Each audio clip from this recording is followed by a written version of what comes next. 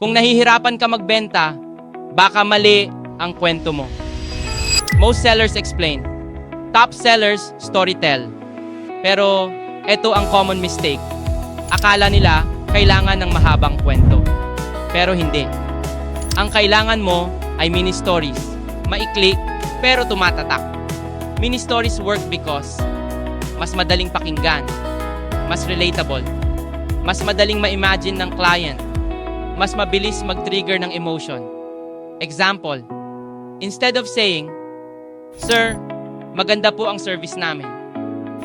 Gawin mong mini story. "Sir, kahapon may client kami na nagka-problem sa schedule. Within 5 minutes na ayos namin. Kaya sabi niya, buti sa inyo ako kumuha." See the difference? Hindi ka nag-explain. Nagpapatunay ka. Ito pa ang isang tip. Gamitin ang formula na problem, action, result, or person. Struggle, win. Pag ginamit mo to, nagiging mas malakas ang impact ng message mo at mas nagiging convince ang prospect. Remember, facts tell, stories sell, mini stories close.